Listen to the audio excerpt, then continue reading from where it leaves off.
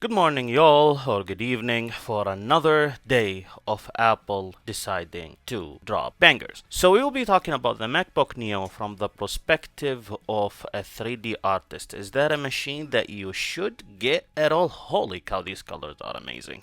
Granted, they are very plasticky, but I will not judge because this machine supposedly is made of aluminum, which means we will get it in our hands and then see how it feels. But the colors, they feel a little bit plasticky, but I guess that is expected with this price point, since mostly these would be like for elderly people or, for example, for people whom are just getting their first computer, and usually such a people, they like flashy colors. Ranking the colors because they are the most important: plush number 1, citrus number 2, indigo number 3, silver number 4. We are starting with $5.99. Honestly, when I saw the announcement first, I'm like, this screams $6.99 or $7.99. But we have actually $5.99, so basically $600, or $6.99, $700. The difference between the two devices, from my basic understanding, we just have a different keyboard, as you can see right now.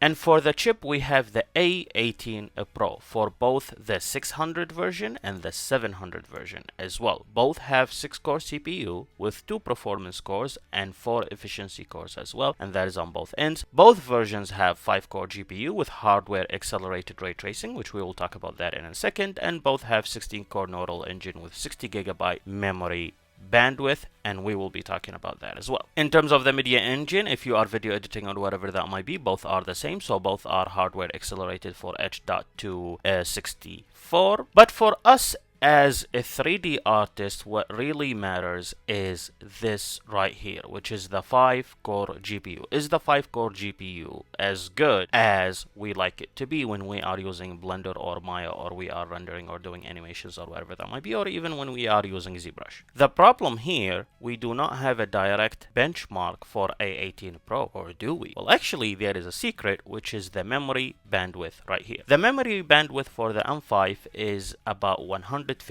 so this is closer to being half of that. And then with the M4, the memory bandwidth is 130 gigabytes, so this is about exactly the half. And then for the M1, the memory bandwidth is actually 68 gigabytes. So if I have to speculate, taking my background as a computational scientist background, then I would say that the A18 Pro is simply an M1 chip that is stripped down, or pinned, as we like to say. And even the price point showcases that, because right now, if you want to buy an M1 MacBook Air, the price is about $600 to $700 in EU as well. You can find them at Walmart, Target, yada yada, and sometimes they would be actually on sale for like $5.99. So assuming that the 60GB bandwidth is going to be very similar to the M1's bandwidth, which is 68, so the difference is only 8 gigabytes, and that makes sense because the M1 MacBook Air have 8-core GPU, and then here we have a 5-core GPU, so basically the difference is about 3 cores. We can take the performance from the M1 and we can make it as our point of measurement for the A18 Pro, and we can see if that would work with a Blender or not, or it's gonna give us a good performance or not. Let's say if you want to render the whole scene for the Fox Splash, that's going to take you about 12 minutes using the GPU. Basically, this machine right here, it's gonna take from 12 to 15 minutes to render the Fox Splash scene in full. And that should give you an idea about the performance, and I am sure you have a machine right now and you can see how long it would take when you do the full render on your end. Is it going to take 12 to 15 minutes or not? Then you would know where you are sitting and then where the A18 Pro will be sitting, especially in your workflow, if that's a machine you are interested in because of how the price is. And going back to the hardware accelerated ray tracing, usually when we are working with a Blender really likes anything that is hardware accelerated, so the performance in terms of the viewport is definitely going to be decent because you have hardware acceleration. But do not get too excited because there is only so much that you can do with a 5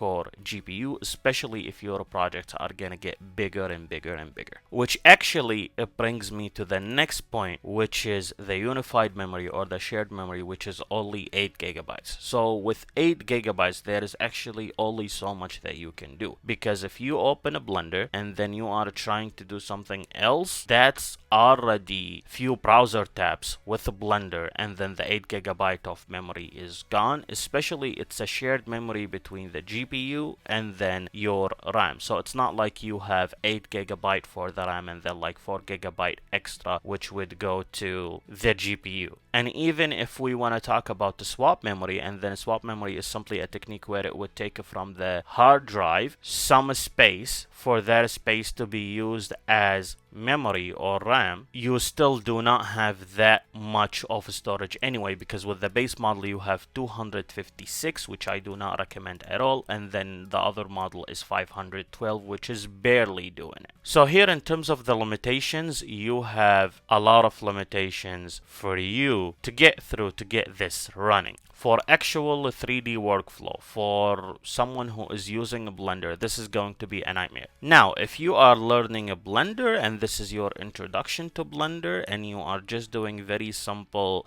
stuff such as a bouncing ball or a simple model or whatever that might be, this machine could work. Granted, you're taking the 512 gigabyte version. And for the price of $700, you can get a base M1 that is new and the performance will be decent with that. You can get a base M2 and the performance will be decent with that as well. Or you can sometimes try and snag a used M3, and then the M3 comes with 16 gigabyte of RAM or unified memory or shared memory right from the get-go. Because let me tell you, if you are trying to render a full scene of animation on this machine, it's going to be a nightmare. It's gonna take you a very long time. Now again, this is my initial thoughts and my initial take. We will definitely be testing that hands-on when we get it, but typically numbers do not lie, and if we are working with such a numbers, I cannot recommend this machine for you to go with, especially if you are a 3D artist.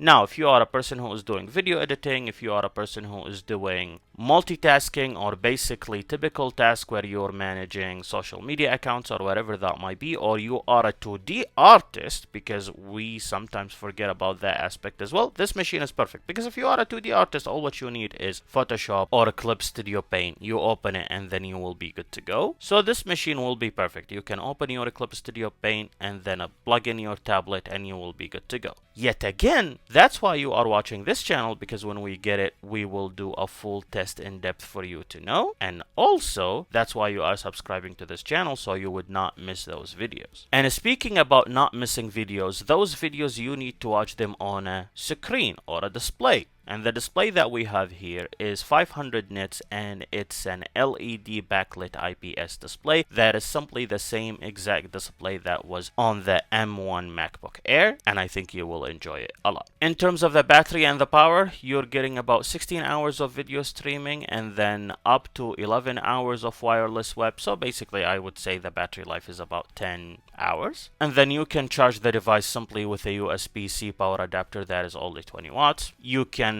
even do that with the M1 MacBook Air, which proves this is simply a bent version of the M1 chip. And then in terms of the ports, we're getting two USB-C ports. One of them is USB 3 and one of them is USB 2. USB 2 is up to 480 megabytes per second, and then USB 3 is up to 10 gigabytes per second. In terms of the external display, this only supports one external display, which is more than enough. As I have indicated in my previous videos, I am typically a person who only uses one external display. I would say that your Neo is for your students who are only doing documents and stuff and such with a very light 3D modeling workflow, or maybe it's just something you dabble with from time to time. Or if you are a 2D artist, that's a machine that I recommend. But if you are anything that is resemblance, some attachment to you being a 3D artist, then I would recommend going with the MacBook Air 13 and up. So basically anything that has the M5 chip.